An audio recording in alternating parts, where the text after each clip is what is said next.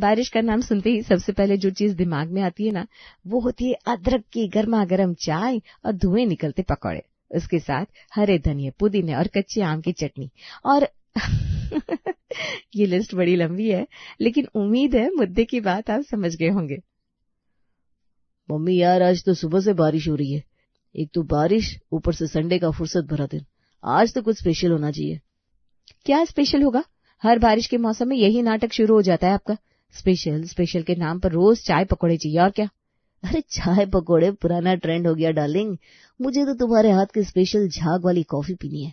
उसके साथ खाने हैं गर्मा गर्म कुरकुरे मसालेदार समोसे।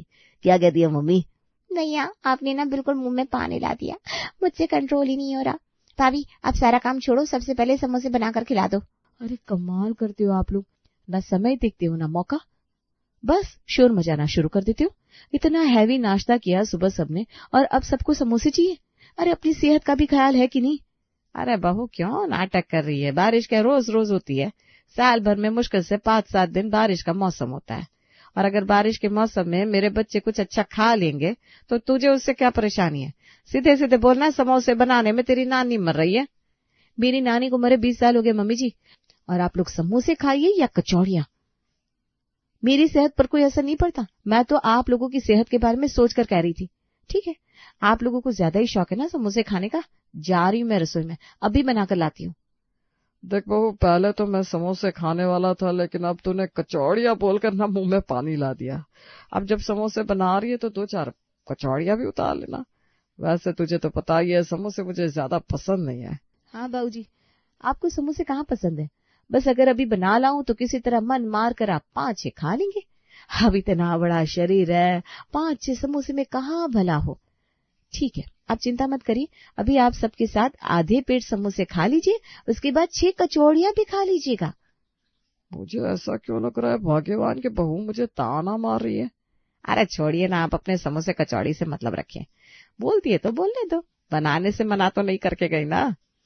इधर बहू रागिनी रसोई में समोसे कचौड़ियां बनाने की तैयारी में लग गई थी, और वहीं घर के बाकी लोग खिड़की से बारिश की बूंद को गिरते हुए देखकर खुश हो रहे थे। अगर बात सिर्फ ये तला भुना बनाने की होती ना, तो एक बार को मैं ये मुसीबत झेल भी जाऊं, लेकिन ये चटर पटर खाने के बाद जो इस घर में नाटक शुरू होते ना, असली परेशानी तो मुझे उससे है। अभी तो माँ जी, बाबूजी, नीरज सब गले तक ठूंस कर पूरी, पराठा, कचौड़ी, समोसे खा लेंगे, और फिर उसके बाद अपने साथ साथ मेरा जीना मुश्किल कर देंगे। बेचारी रागिनी गुस्से में बड़बड़ाते हुए रसोई में समोसे कचौड़ी बना रही थी।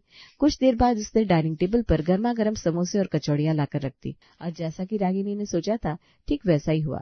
कुछ देर पहले ही आलू के पराठे खा चुके सक्सेना परिवार ने पूरे समोसे कचौड़ी खा लिए थे। समोसे कचौड़ी तो हो गए, अगर आप लोग कहे तो कुछ और भी बना दूं, पेट में जगह है तो। अरे सब जानती हूँ मैं तेरी चाल, जानबूझकर ऐसे धीरे धीरे हाथ चलाती है ना तू। 11:30 बजे से रसोई में घुसी हुई है, 3 बजा दिए, अब जाकर तेरा रसोई का काम खत्म हुआ। आज तो लग रहा है बिना लंच किए ही रहना पड़ेगा। चलो ठीक है, शाम को खाना थोड़ा जल्दी बना लेना। सास की बात सुनकर रागिनी गुस्से में लाल पीली हो गई। अरे यार, ये लोग इंसान है या अकाल पीड़ित प्रदेश से आए हुए लोग? खाना देखकर ये लोग ऐसे टूट कर पड़ते हैं जैसे कल से देश में भूख हड़ताल होने वाली हो। आज तो कमर ही टेढ़ी हो गई है रसोई में खड़े होकर। थोड़ी देर आराम कर लेती हूँ, उसके बाद बाकी के काम खत्म कर लूंगी। रागिनी आकर अपने कमरे में आंख बंद करके लेट जाती है, तभी उसे सासू माँ की बदहजमी से भरी बेहूदी डकारों की आवाज सुनाई देती है। अरे बहू सुन जरा, तेरे पास एक नुस्खा है जिससे एसिडिटी ठीक हो जाती है। तू जाकर मेरे लिए वो काढ़ा बना ले, मेरी तो हालत खराब हो रही है बेटा। ऐसा क्या डाल दिया था तूने उन समोसों में, जो खाया पिया सब दिमाग में चढ़ा जा रहा है? अरे माँ जी, तो किसने कहा था एक एक को 10-10 निपटाने के लिए? खाते समय तो आप लोग ऐसे खाते हो जैसे अगले पल प्रलय आ जाएगी, और फिर उसके बाद कभी समोसे कचौड़ी देखने को भी नहीं मिलेंगे। अरे उल्टा सीधा खुद खाते हो और बाद में परेशान करते हो मुझे। रागिनी जाकर अपनी मौसी के नुस्खे से काढ़ा बनाकर अपनी सास को देती है, जिसे पीने के बाद उन्हें थोड़ा सा आराम मिल जाता है। अब उठी गई हूं तो घर के बाकी सब काम भी निपटा लेती हूँ। वैसे भी मेरे नसीब में आराम कहाँ लिखा है। जैसे ही अपने कमरे में आओ, कोई ना कोई दरवाजा पीटने चला आता है। शाम के 7 बजे सास ने रागिनी को आवाज लगा दी। बहू दोपहर में भी सब लोग बस समोसे कचौड़ी खाकर ही रह गए, किसी ने खाना नहीं खाया। समोसे कचौड़ी खाना नहीं होता क्या? अरे वो भी तो सीधा पेट में जाता है, या उसको स्टोर करने के लिए अलग से सूटकेस बनवा कर रखा है अपने पेट में?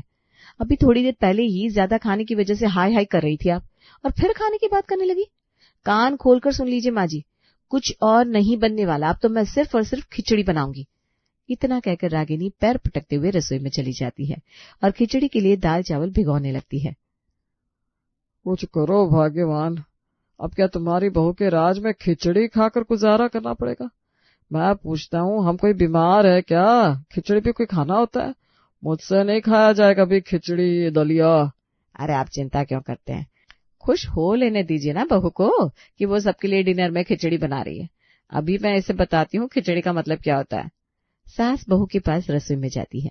अच्छा हुआ बहू जो ये खिचड़ी बनाने का आइडिया तेरे दिमाग में आ गया। बात तो ठीक ही है ना बेटा, सवेरे कचौड़ी समोसे पराठे सब खा लिया, कम से कम रात को तो पेट को थोड़ा आराम मिले, है ना बहू? मैं क्या कह रही थी, अब तू खिचड़ी बना रही है ना, तो ये फ्रिज में थोड़ी सी सब्जी रखी हुई है, आलू बीन्स और गाजर, इन्हें भी डाल देना खिचड़ी में, थोड़ी सी हेल्दी हो जाएगी। और हाँ बहू, ये सब्जियों को ना खिचड़ी में उबाल कर मत रख देना, इनमें तभी स्वाद आता है जब देसी घी में धीमी आंच पर सारी सब्जियों को थोड़ी देर भूना जाए। समझ गई ना? जी समझ गई। बहू को अच्छी तरह से हरी सब्जियां डालकर खिचड़ी बनाने की नसीहत देने के बाद जैसे ही सासू मां बाहर आती है तो देखती है सामने बेटा नीरज मुंह लटकाए बैठा है। अरे बेटा, मुंह लटकाने जैसे क्या बात है, बड़ी चालाकी से तेरी बीवी से वेजिटेबल खिचड़ी बनाने का बोल कर आई हूँ। अरे वो तो पानी वाली खिचड़ी बनाने वाली थी, लेकिन मैंने उसे चावल में पानी का अंदाजा इतना कम बताया कि ना चाहते हुए भी खिचड़ी की जगह बनेगा तो पुलाव ही। सास की चालाकी के कारण आज तो सबको बोरिंग खिचड़ी के बजाय पुलाव खाने के लिए मिल जाता है और सबके चेहरे खिल उठते हैं। अगले दिन भाग्यवान, मौसम आज बड़ा सुहावना हो रहा है। बहू तुम ऐसा करो, बच्चे नाश्ता तो कर चुके हैं, अभी तुम चूल्हे पर कढ़ाई चढ़ाओ और आज ब्रेड रोल बना लाओ। फिर से शुरू हो गई बाबूजी आप लोगों की फरमाइश। ये खाना तो जान का जंजाल बन गया है। ठीक है, बना रही हूँ आप लोगों के लिए ब्रेड रोल। अरे इतना चटोरा खानदान मैंने अपने जीवन में आज से पहले कभी नहीं देखा। बाहर हॉल में, माँ इतनी गर्मी हो रखी है, हॉल में एक एसी लगवा दो ना। हाँ, तेरी माँ ने तो पैसे का एक पेड़ लगा रखा है ना, जिससे पैसे तोड़कर जो मर्जी खरीदते रहो। आई बड़ी एसी वाली, चुपचाप मुंह बंद करके बैठी रह। माँ बिना कोई बहस की तुम्हारी बहू रसोई में ब्रेड रोल बनाने चलेगी। मुझे तो ये तूफान से पहले की शांति नजर आ रही है। तुम देखना अब शाम को डिनर में खिचड़ी खाने से हमें कोई नहीं रोक पाएगा। बेटा अभी तो तू ब्रेड रोल का मजा ले, रात की रात को देखी जाएगी।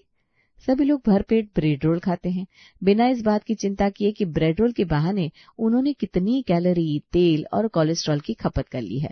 शाम के समय मैं बाजार जा रही हूँ, कुछ सामान लेना है। भाभी अभी आप बाजार जाओगी तो फिर खाना लेट हो जाएगा ना। खाना तो आज 15 मिनट में तैयार हो जाएगा। तुम शायद भूल रही हो ननद रानी, आज दोपहर में ही आप सबने ठूस ठूस कर ब्रेड रोल खाए हैं, और हमारे किचन का रूल है सुबह कचौड़ी तो शाम को खिचड़ी खानी ही पड़ेगी। इतना कहकर बहू रागिनी बाजार निकल जाती है। मम्मी ये क्या तानाशाही है यार, अब कुछ कहती क्यों नहीं हो भाभी को? अरे तू क्यों चिंता कर रहा है, तेरी माँ है ना, एक बार बहू को आने दे, फिर देखना कैसे बातों बातों में बहू की खिचड़ी के मिजाज बदल देती हूँ। अरे बेटा ये सुबह के थोड़े से छोले भिगो रखे, अब रखे रखे तो खराब हो जाएंगे, तो ऐसा कर इसे अपनी खिचड़ी में डाल देना। वैसे तुझे तो पता ही है रात के समय छोले खा लूं तो मुझे गैस हो जाती है, लेकिन अब कर भी क्या सकते हैं, खाने की बर्बादी करना भी तो पाप होता है ना। ठीक है माँ जी, ये छोले खिचड़ी में ही डाल दूंगी। अरे बेटा मैं क्या कह रही थी, अब खिचड़ी में छोले डाल रही हो ना तो थोड़ा मसाला भी डाल देना, बिना मसाले के तो छोले बिल्कुल बेस्वाद लगेंगे। मानना पड़ेगा भाग्यवान तुम्हारे दिमाग को, कभी तुम पनीर खिचड़ी बनवाती हो, कभी वेजिटेबल खिचड़ी, और आज तो तुमने देसी खिचड़ी को छोले चावल बनवा दिया, और बेचारी बहू को पता भी ना लगा। पिछले कुछ दिनों से लगातार रह रहकर बारिश हो रही थी, जिसके कारण रागिनी पकोड़े, समोसे, कचौड़ियां बनाती हुई दुखी हो चुकी थी। आज भी सबको पेट भर कटलेट खिलाने के बाद रागिनी हॉल में आ रही थी कि उसकी सास की आवाज सुनाई देती है। खूब खाओ आप लोग कचौड़ी समोसे, मैं हूँ ना, डिनर में आज बहू से बिरयानी बनवा दूंगी, उसे कहाँ कुछ समझ में आने वाला है। अच्छा, तो मुझसे 20 तरह की खिचड़ी बनवाने के बाद उसका क्रेडिट भी खुद ही खा रही है माँ जी। ये सब माँ जी की सोची समझी चाल थी।